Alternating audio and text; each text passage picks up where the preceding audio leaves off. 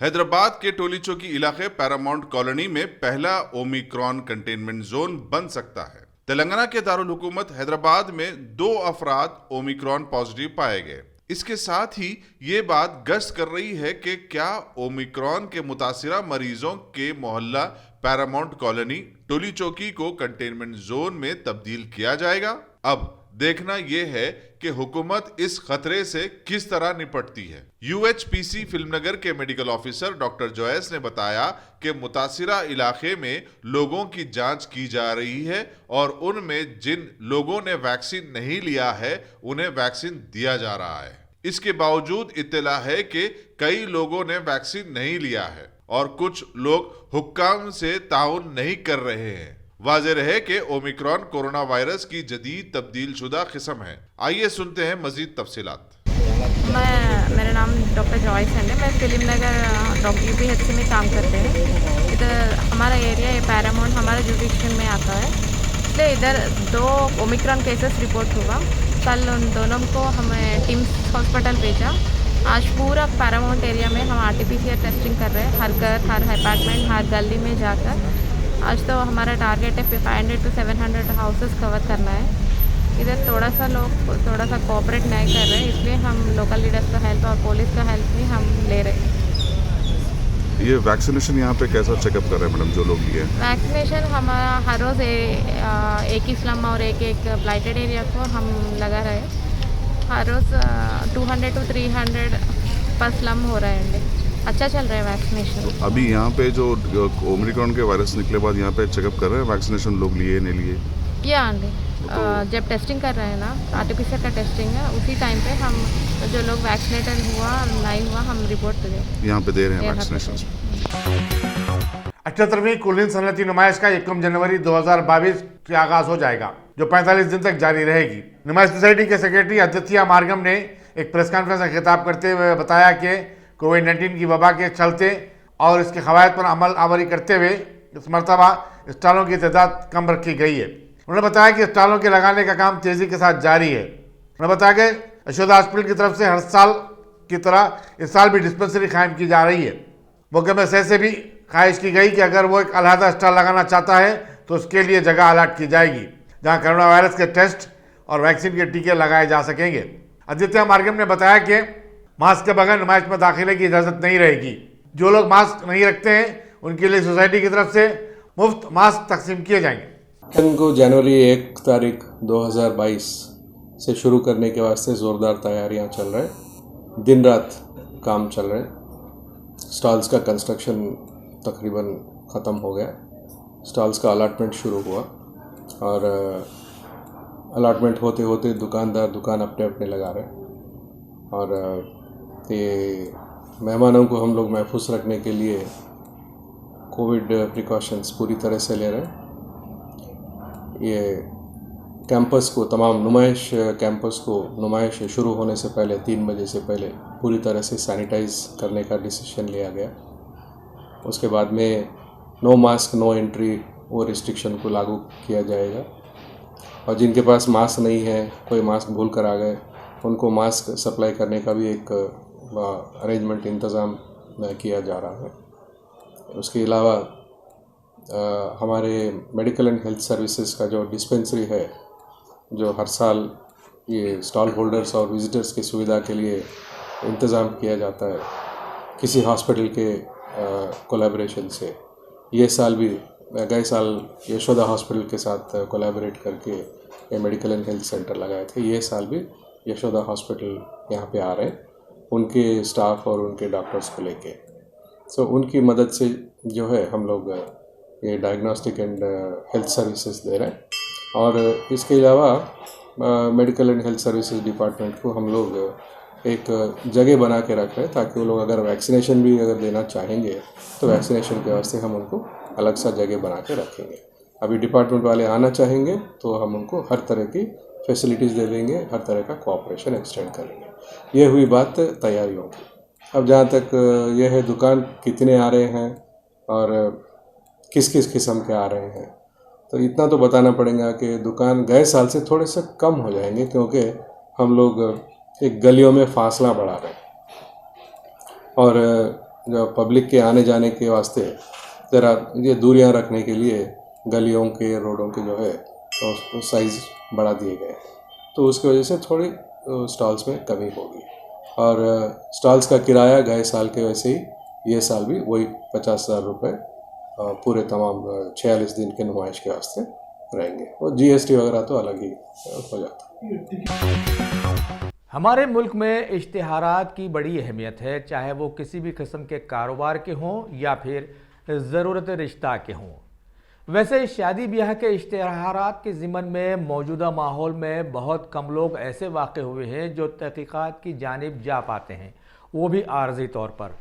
लेकिन आखिरकार देखने में आया है कि जीत ज़्यादातर बदमाशों की ही हुई है।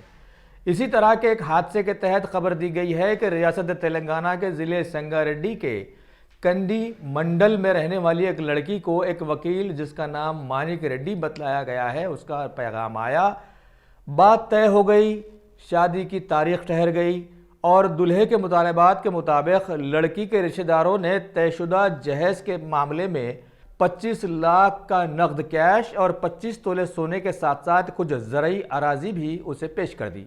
लेकिन शादी के दिन जहां लड़की वाले बारात का इंतज़ार करते ही रह गए।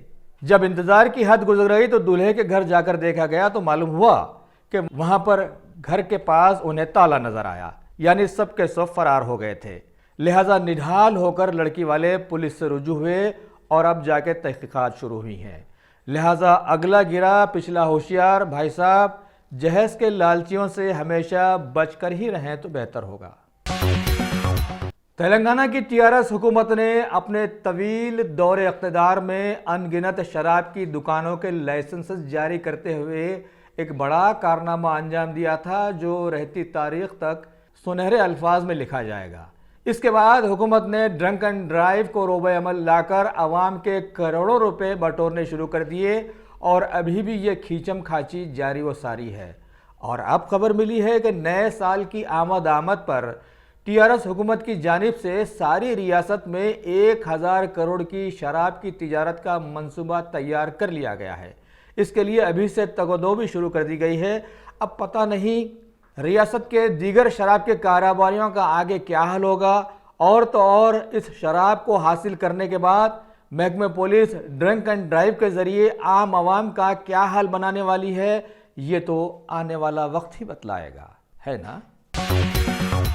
मुल्क के मौजूदा माहौल में ये देखने में आया है और आ रहा है, जहां एक नौजवान अपनी बीवी के तई दोस्ताना माहौल में रहना चाहिए था, बजाय उसके वो उसे अपनी दासी बनाकर रखना चाह रहा है। लिहाजा लड़ाई झगड़ों का बोलबाला हो गया और ऐसे माहौल में ना कोई तरक्की कर सका है और ना कर सकता है। लिहाजा अकाबिरीन मिल्लत का अब यह फरीज़ा बन गया है कि वो फ़ौरन इस जानिब तवज्जो देकर माहौल को साजगार बनाने के लिए आगे आएँ। वैसे शादी ब्याह के मामलात में कई इदारे सरगर्म हैं। लिहाजा इस सिलसिले में हैदराबाद के पुराने शहर में क़ायम करदा तेलंगाना मैट्रिमोनियल वेलफेयर एसोसिएशन का दूसरा सालाना इजलास हालिया दिनों में मोहल्ले रियासत नगर के एक शादी खाने में मुनक़िद किया गया। सदर एसोसिएशन शेख करीम फ़ेरोज़ की सदारत में इस जलसे का आगाज़ हुआ। मेहमान खुसूसी की हैसियत से सदर इंतज़ामी कमेटी बारगाह बरहन शाह साहब, क़ाज़ी असद सन्नाई, मुकामी रुकन बल्दिया मिर्ज़ा सलीम बेग, अब्दुर्रहमान शाह, नुमाइंदा कारपोरेटर कंचन बाग वगैरह ने वहाँ पर शिरकत की।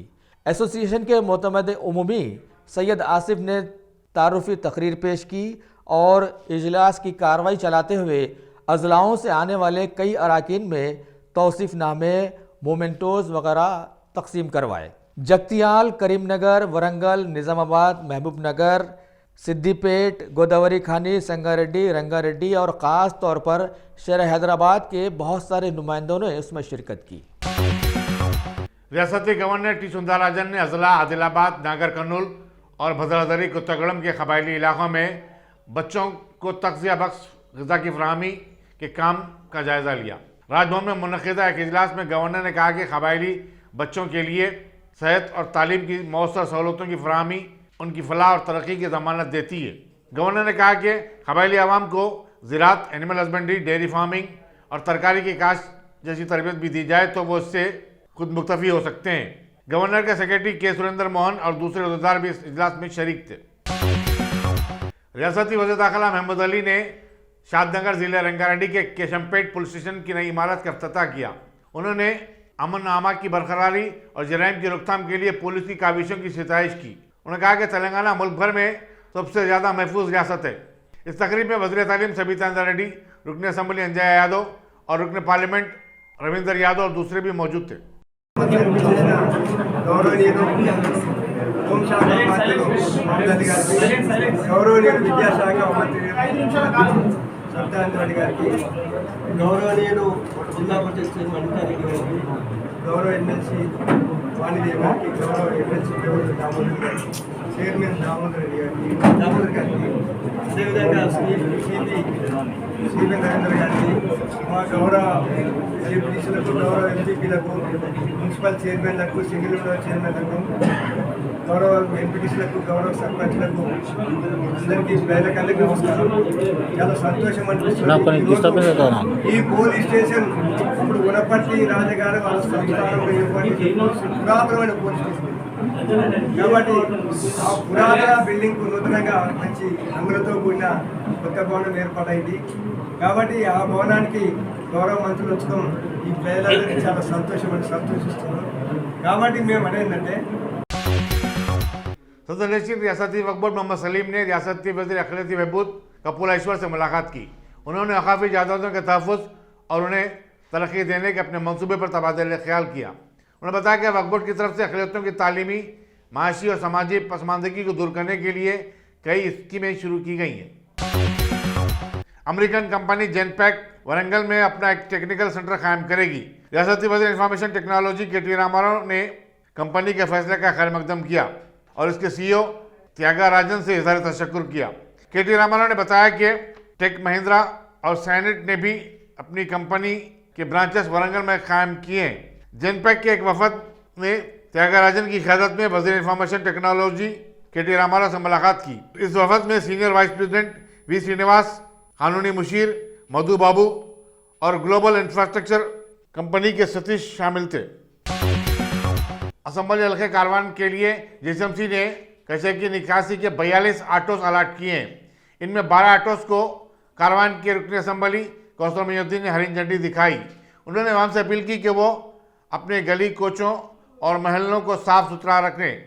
जीएसएमसी के साथ ताउन किया जाए। कचरे की थैलियां घर आने वाले सफाई अमले के हवाले करें। मजलिस के कारपोरेटर्स मोहम्मद नसीरुद्दीन, हारून फरहान और बदरुद्दीन के अलावा district medical officer Narasimha, assistant medical officer Anila और दूसरे भी इस मौके पर मौजूद थे। कमिश्नर पुलिस अंजनी कुमार ने अफजलगंज पुलिस स्टेशन के हदूद में नीतू सीतम प्रोग्राम के तहत 60 सीसीटीवी कैमरों का इफ्तिताह किया। उन्होंने शहरियों से अपील की कि वो अपने अपने घरों और महलों में सीसीटीवी कैमरे नस्ब करें। इस तरह जराइम पर काबू पाने में पुलिस की मदद हो सकती है। उन्होंने कहा कि एक कैमरा 100 पुलिस वालों के मुमासिल होता है। इस मौके पर ज्वाइंट कमिश्नर पुलिस इज़ुन एम रमेश, जाम्बा के बीजेपी कॉर्पोरेटर राकेश जायसवाल और दूसरे पुलिसदार भी मौजूद थे। नहीं जानते, आप अपने बगल वाले बिजनेसमैन को नहीं जानते हैं, उसके यहाँ जो कस्टमर आ रहे हैं वो भी नए नए आ रहे हैं। इसीलिए आपको और हमको अब वक्त नहीं है कि एक दूसरे पर निगाह रखें, समय नहीं है किसी के पास।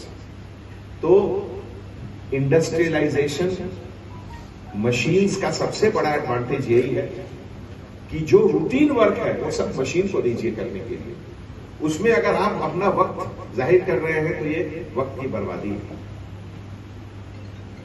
अब अगर हर ट्रैफिक के जंक्शन पे कांस्टेबल ऑफिसर को खड़ा करके हाथ से ट्रैफिक सिग्नल शुरू किया जाए, वो संभव नहीं है, क्योंकि हैदराबाद में, केवल हैदराबाद में 5000 से ज्यादा जंक्शन है। तो 5000 से ज्यादा जंक्शन अगर है तो 3 शिफ्ट अगर होता है ड्यूटी का, तो 15,000 ऑफिसर केवल उसी में लग जाएंगे। ये संभव है क्या? फिर उनका सैलरी कहां से आएगा? वही इनकम टैक्स जो आप लोग जमा करते हैं उसी से। तो इसीलिए आज के एज में सीसीटीवी कैमरा के अलावा और इससे सस्ता कोई ऑप्शन ही नहीं है। सबसे सस्ता ऑप्शन है टेक्नोलॉजी के तरफ से 2 नई चीज तेलंगाना स्टेट बनने के बाद से शुरू हुई। एक कहते हैं आज़ादी बांग्लादेश की 50वीं सालगिरह के सिलसिले में गांधी भवन में एक तकरीब मुनक्किद हुई, जिसमें साबिक वज़ीर-ए-आज़म इंदिरा गांधी को ज़बरदस्त खिराज अक़ीदत पेश किया गया। AICC सेक्रेटरी बोस राजू ने इंदिरा गांधी के पोर्ट्रेट की गुलपोशी की और कहा कि मशरक़ी पाकिस्तान को आहानी खातून इंदिरा गांधी ने ही 1971 में पाकिस्तान से आज़ादी दिलाई। इस मौके पर कारगुजार सदर प्रदेश कांग्रेस कमेटी महेश कुमार गौड़, नायब सदूर Mallu Ravi Kumar Rao, general secretaries S Jagdish, B Kishan, Nagesh Mudiraj, NSUI के सदर B वेंकट, अक़लियती लीडर्स फेरोज खान, शेख अब्दुल्ला सोहेल और दूसरे भी मौजूद थे। GSMC का इजलास आम हफ्ता 18 दिसंबर को दफ्तर बल्दिया टैंकबंड पर मुनक़िद होगा। तमाम जमातों के अरकान ने इजलास के लिए जुमला 137 सवाल दाखिल किए थे, लेकिन सिर्फ 23 सवाल को मंजूरी दी गई। बल्दी हुक्काम इसके जवाब देंगे। बल्दिया का इजलास आम गुज़िश्ता मरतबा वर्चुअल मुनक़िद हुआ था। इस मरतबा भी TRS इजलास को मुलतवी करने के लिए बहाने बना रही थी। समझा जाता है BJP अवामी मसाइल को उठाते हुए इजलास को गर्मा गर्म बना देगी। कौमी शोबे के बैंकों को खांगियाने के खिलाफ रियासत भर के बैंक मुलाजिमीन ने आज एहतजाज मुनज़्ज़म किया और हुकूमत के फैसले की शदीद मुखालिफत की। उन्होंने कहा कि हुकूमत बैंकों को भी कारपोरेट इदारों के हवाले करना चाहती है। मुलाजिमीन ने आज बैंक स्ट्रीट पर सेंट्रल बैंक ऑफ इंडिया के दफ्तर के हाथे में एक जलसा भी मुनक़िद किया। అంత దుర్మార్గంగా దుష్ప్రచారం చేస్తారు వాళ్ళు। కాబట్టి మిత్రులారా, దానికి కౌంటర్ చేయాలంటే నేను రాంబాబు గారిని, ఇక్కడ ఉన్నటువంటి వేదికపై ఉన్నటువంటి మీ యూనియన్ లీడర్స్ని మిమ్మల్ని అందరినీ కూడా కోరేదంటే మనం ఈ చర్చ పెట్టాలి, ప్రతి దగ్గర కూడా చర్చ పెట్టాలి। ఇనిషియల్గా మీరు ఈరోజు ఇంత గొప్ప సమావేశం ఏర్పాటు చేసినందుకు మీకు అందరు కూడా పేరు పేరున నేను ధన్యవాదాలు తెలియజేస్తున్నాను। పార్లమెంట్లో, లోక్సభలో, రాజ్యసభలో మా ఎంపీలందరూ కూడా మీ వెన్నుంటారు। ఆ బిల్లు ప్రవేశపెట్టినప్పుడు తప్పనిసరిగా నేను చెప్తాను మా ఎంపీకి, మనము బిల్లును ప్రవేశపెట్టకుండా పార్లమెంట్ను మనం దిగ్బంధం చేద్దామని చెప్పి కూడా మా ఎంపీలను కోరుతాను నేను। ఎందుకంటే ఇది ఒక నిజంగా చెప్తుంటే నిజమైన దేశభక్తుడు స్పందించాలి। నిజమైన దేశభక్తుడు అని చెప్తారు కదా మోడీ గారు, దేశభక్తి దేశభక్తి అని చెప్తాడు। నిజమైన దేశభక్తుడు ఈ దేశంలో ఉన్న పేద వర్గాలని కాపాడాలంటే మొదటిగా జాతీయ బ్యాంకులు కాపాడుకోవాల్సిన అవసరం ఉంది। కాబట్టి తప్పనిసరిగా మా పార్టీ మీకు వెన్నుదన్నుగా ఉంటుంది। తప్పనిసరిగా మేము మీ ఎల్లవేళలా మీ ఎంబడి ఉంటాము। మీ ఇంతకుముందు చెప్పినట్టు మరి అతి త్వరలో మరి మిత్రులతో కూడా మీకు కలిసి మాట్లాడి మనము ఈ ఏదైతే మిస్ఇన్ఫర్మేషన్ ఉందో దాన్ని మనం ఛేదించాల్సిన అవసరం ఉన్నది ఈరోజు। కాబట్టి ఆ కార్యక్రమంలో కూడా మీరు ముందు వరుసలో ఉంటారని చెప్పి నేను కోరుకుంటూ ఈ दूसरी नारायणा कॉलेज से बरतरफ मुलाजिमीन T मल्लेश और मधुसूदन राव ने कॉलेज इंतजामिया के इस इक़दाम के खिलाफ अपने अरकान खानदान के साथ भूख हड़ताल शुरू कर दी। उन्होंने कहा कि कॉलेज का इंतजामिया उन्हें 18 माह की तनख्वाह से भी महरूम रखा है। Telangana private colleges employees association के लीडर संतोष कुमार और सदर Telangana backward class welfare society के B नरेंद्र ने हड़ताल के मुलाजिमीन की तायीद की। తెలంగాణ రాష్ట్రంలోని కార్పొరేట్ విద్యా వ్యవస్థ మొత్తం కూడా ఇవాళ రాష్ట్ర ప్రజలను, రాష్ట్ర విద్యావంతులను మోసం చేసే విధంగా ప్రవర్తిస్తుంది। కరోనా ఆరంభం నుంచి 2020 మే తర్వాత నారాయణ కాలేజీలో తొలగించినటువంటి అధ్యాపకులను ఇప్పటి వరకు కూడా విధుల్లోకి తీసుకోకుండా వారిని, వారి కుటుంబాలను తీవ్ర ఇబ్బందులకు గురి చేస్తూ వారి కుటుంబాలు మొత్తం కూడా రోడ్డు మీద పడే పరిస్థితి తీసుకొచ్చారు ఈ నారాయణ కాలేజీ యాజమాన్యం। వారిని ఆర్థికంగా, మానసికంగా వేధిస్తూ ఇవాళ రాష్ట్ర ప్రభుత్వం ఇచ్చినటువంటి జీవో నంబర్ 45 అయితే ఏంటి, జీవో నంబర్ 102 102 కూడా ఉల్లంఘించి ఇవాళ నారాయణ యాజమాన్యం మనం చూస్తూ ఉన్నాం। వెనకలనే ఎంత చిన్న చిన్న పిల్లలను తీసుకొచ్చి వాళ్ళ కుటుంబాలను కూడా ఇక్కడ కూర్చోబెట్టినటువంటి పరిస్థితి। ఇవాళ నారాయణ గారికి కూడా పిల్లలు ఉన్నారు, మరి మనమల్లు ఉన్నారు, కానీ ఇవాళ కనికరం లేదా?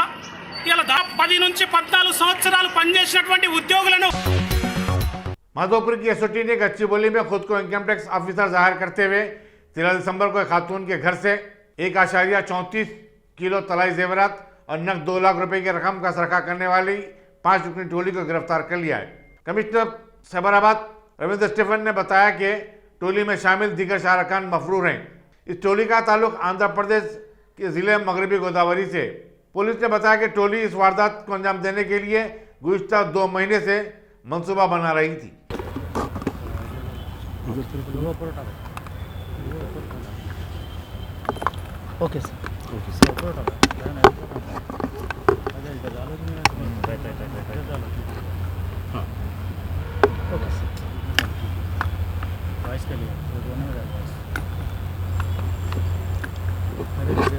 Okay sir Bollywood Hindi movie special 26 का जो मूवी देख के इंस्पायर होके यहाँ गच्चीबौली में एक 9 लोग आके आईटी इनकम टैक्स ऑफिसर्स के डिस्गाइज में आके इधर एक डिकॉइटी किए। ये 13th हुआ। सुब्रमण्यम बोल के एक रियल एस्टेट डेवलपर है इधर। वो रियल एस्टेट डेवलपर पिछले साल में काफ़ी पैसा कमाया और ये जो रियल एस्टेट डेवलपर है अपने ऊपर 1 kg गोल्ड ये पहनता था। तो वो सब देख के ऑन द 13th एक 5 लोग आईटी इनकम टैक्स से डिपार्टमेंट से आए बोल के उधर उनका रेड करके अबाउट 1.27 मतलब 1 kg 276 ग्राम्स गोल्ड और कैश और थोड़े सेल फोन्स लेके ये निकल गए। देन इसके बारे में एसओटी मादापुर इन्वेस्टिगेट करके ये केस रिकॉर्ड टाइम में डिटेक्ट किया गया। सर कितने लोग अब्सकॉन्ड हैं और कितने लोग अरेस्ट हुए अभी तक? टोटली 9 लोग ये ऑफेंस में पार्टिसिपेट किए, उसमें 5 लोग अरेस्ट किए गए। अभी 4 लोग एब्सकॉन्डिंग है। हम उन लोगों को ट्रैक कर रहे हैं, जल्दी उन लोगों को भी पकड़ लेंगे। सर जैसे कि आप बोले कि एक बॉलीवुड मूवी से वो लोग इंस्पायर हुए थे, तो क्या वो लोगों के पास कुछ अदर प्लान भी था डकैती का या कुछ ऐसा? नहीं, वही मूवी देख के वो अगर आप स्पेशल 26 देखें तो वो मूवी में वो चोरी करके उसके बाद में वो पकड़े भी नहीं जाते, तो उसका वो इंस्पिरेशन था। वो ये केस में भी अक्यूज सोचे कि उसमें भी अरेस्ट नहीं होंगे बोल के इन लोग ये चोरी को किए। कैश में से कुछ भी ये लोग खर्चा करे सर? नहीं, कुछ नहीं। जो जितना गोल्ड और डायमंड्स एंड कैश गया इंटैक्ट अपने को पूरा रिकवर किया गया। Thank you sir. Subhash Nagar Balkampet के घर में गैस सिलेंडर फट पड़ने की वजह से 3 अफराद शदीद तौर पर जख्मी हो गए। पुलिस ने बताया कि यह हादसा जुमेरात की शाम 4 बजे के करीब पेश आया। गरजदार आवाज से महल्ले वाले परेशान हो गए और वो मुतासरा घर की तरफ दौड़ने लगे। जख्मियों शिवशंकर, नागाराजू और अनुष्या को करीबी दवाखाने को मुंतकिल कर दिया गया है। पुलिस संजीव रेड्डी नगर मसरूफ तहकीकात है। बालानगर की एसओटी और पेट बशराबाद की पुलिस ने खानगी खुफिया बैंक कायम करते हुए लोगों को धोखा देने वाली एक टोली के 3 अरकान को गिरफ्तार कर लिया है। उनके कब्जे से 31 लाख रुपए की नकद रकम, 40 लाख रुपए मालियती गाड़ियां, 3 सेलफोन और लैपटॉप जब्त किए गए। Deputy commissioner police Balanagar Padmaja ने मीडिया को बताया कि 3 अफराद सत्यनारायण, प्रंजन नायक और अजय पाल सिंह ग्राहकों से रब्ता पैदा करते और उन्हें बैंक में सरमायाकारी करने पर कर्ज देने और भारी सूद अदा करने का वादा करते थे। उन्होंने कहा कि टोली का असल सरगना सत्यनारायण और उसके साथी विशाल, శిశిశాంత్ और प्रेमदास मफरूर हैं। అకౌంట్ యాక్టివేషన్ కని చెప్పి దాదాపు ఒక 15 లక్షలు, తర్వాత స్లాట్ బుకింగ్, దానికి రెంట్ కట్టాలి కదా, అకౌంట్ రెంట్ ఉంటుంది, దానికి ఒక 10-15 లక్షలు, తర్వాత దాని మీద లాగిన్ ఐడి పాస్వర్డ్ తీసుకోవడానికి ఇంకొక 20-25 లక్షలు, మొబైల్ రిజిస్ట్రేషన్ అని చెప్పి కొంచెం ఇంకొన్ని పైసలు, తర్వాత ఇవన్నీ యాక్టివ్ అయిన తర్వాత ఒక అకౌంట్ నుంచి ఒక అకౌంట్కి పైసలు ట్రాన్స్ఫర్ చేయాలి. అంటే సెకండ్ ఛానల్ అకౌంట్ హోల్డర్ నుంచి ఇంకొక సెకండ్ ఛానల్ అకౌంట్ హోల్డర్కే డబ్బులు పోతాయి. సో ఇతనికి 100 కోట్లు ట్రాన్స్ఫర్ చేస్తే అతడు మనకి ఎలా కావాలంటే అలా ఇచ్చేస్తారు డబ్బులు అన్నట్టు. లైక్ 170 కోట్లు దీనికి, లేదంటే 250 కోట్లు, అంటే ఇద్దరు మధ్యన ఒక అగ్రిమెంట్ ద్వారా పైసలు వస్తాయి అని చెప్పి వాళ్ళని నమ్మి.